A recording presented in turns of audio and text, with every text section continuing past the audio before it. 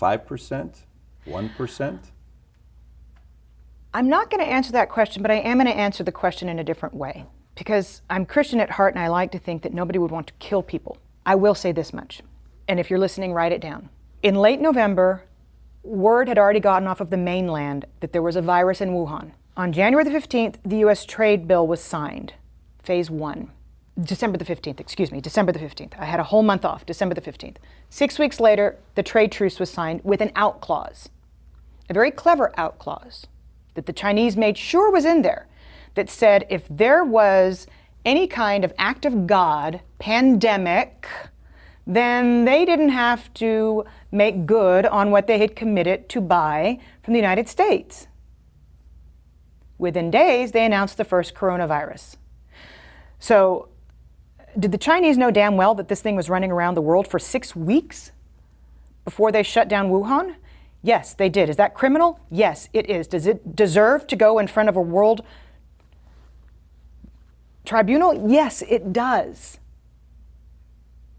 Because we know that it was the unfettered travel that made this thing a global phenomenon that was impossible to contain. 6 weeks they knew, but they wanted that out clause. And then they underreported what happened in Wuhan, which a toddler could tell you based on what happened in Italy, based on what's happened in Germany and in France and now in the UK with Boris Johnson in the ICU. There's no way in a city the size of New York, 11 million people, that there were so few cases. It's impossible with similar density to New York. So the World Health Organization should be held accountable for not holding China accountable to providing good, valid data so that the rest of the world could prepare for fewer people to die. And that's what you're talking about. To me, these are equivalents to acts of war on the part of China. And then, equally, whether you're talking about NPR or Fox News, most major media outlets on both sides of the aisle came out and reassured the United States that it was just the flu. Within 24 hours of South Korea's first case being reported, the United States' first case was reported. And what we did was dither. We sat on it for 6 weeks and tried to reassure the public that nothing was happening. Somebody should be held accountable for that, because somebody in the United States intelligence community has to have known what was truly going on in Wuhan. We don't have a CIA for nothing.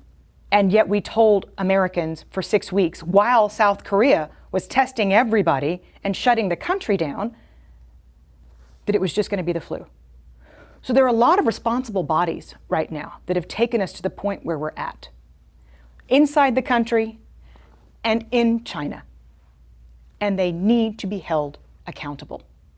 So you don't even have to get on the discussion as to whether or not this was a manufactured virus and set upon the world. You don't even have to go that far.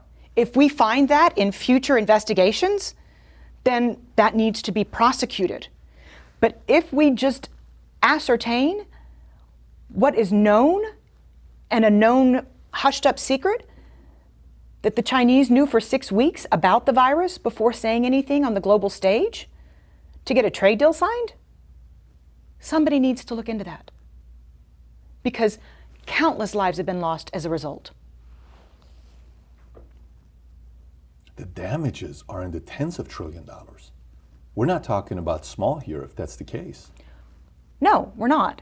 And we're talking about people losing their family members, and we're talking about we're talking about suicides in the future, we're talking about economic hardship. All of this could have been mitigated had China been honest and had the World Health Organization made China accountable. Because at first they said it's not anything to worry about when the WHO first came out and said we don't need to stop everything. Let me ask you, who do you trust the least? Iran, Russia, or China? China. China's got more economic power. Because of that, or because they don't have a free press and because we can't really know what the hell is going on over there? Well, that's just a kicker, but you don't really know what's going on in Iran either. You had global satellite images in Iran showing mass graves. Iran underreported the same. And you can't tell me that in the cold of winter that Russia has as many cases as it's reporting. But at last check, China's 17% of global GDP. They can throw more money around than anybody else. And you just mentioned two of their allies, by the way. So That's why I asked it the way I did. and the largest contiguous land border on the planet, by the way, between Russia and China.